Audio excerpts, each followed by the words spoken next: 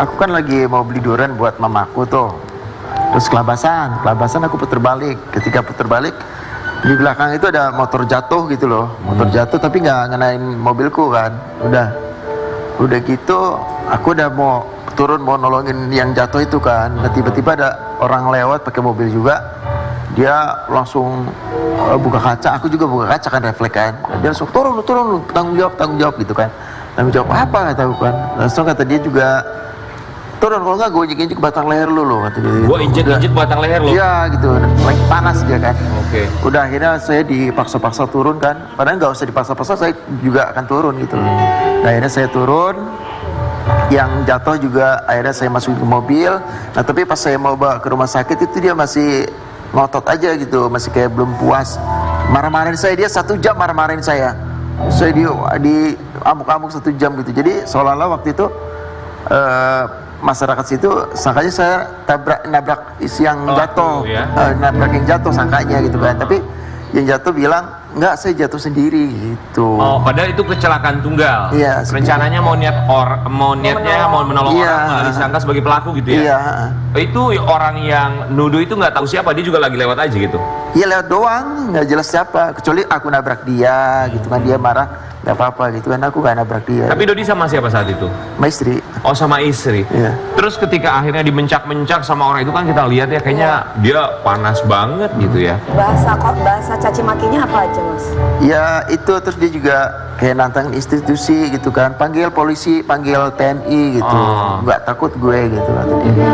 Responnya Dodi ketika dicaci maki kayak gitu gimana? Tenang, tetap tenang, karena kan ya itu kalau udah merantau ke Jakarta gitu kan jadi beda ya, karena di sini kan jadi udah hal macet gitu, terus kita emosinya juga dulu emang waktu dari Lampung ke sini kan masih emosinya masih menggebu-gebu gitu, terus adaptasi dengan kota Jakarta itu lama-lama kita jadi sabar, jadi sabar sama macet, sabar sama orang. Iya, Mas 1 jam mas, masa nggak kepancing? Nggak kepancing saya.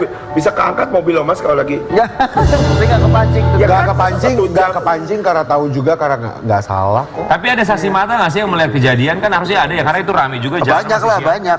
Ada CCTV jalanan juga. Terus akhirnya ketika mencak-mencak gitu, saksi mata yang melihat kejadian tersebut bahwa itu sebenarnya kecelakaan tunggal yang tidak melibatkan Dodi, saksi mata pada bilang apa?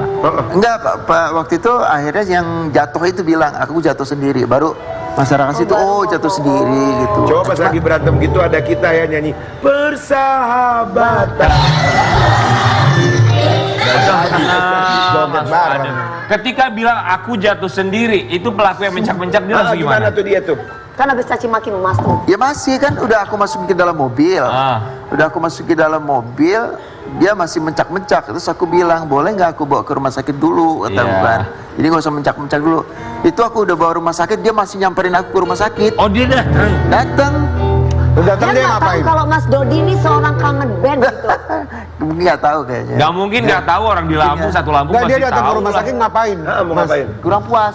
Jadi marah-marah lagi? Iya, tapi Nggak, dia kayaknya lagi banyak cicilan di rumah nih, Mas. sakit itu ada Andika akhirnya. Apa? Ada Andika. Heeh. Terus gimana? Andika kan agak-agak Babak. berani ya. Andika kan berani kan. Terus akhirnya dia, sama Mas dia Andika? ketakutan di shock terapi sama Andika kan. Gitu. Oh, Mas Andika yang membalas gitu. Iya, tapi nggak dengan kekerasan, melerai lah. Melerai. Kayak kita, geng. Kenapa?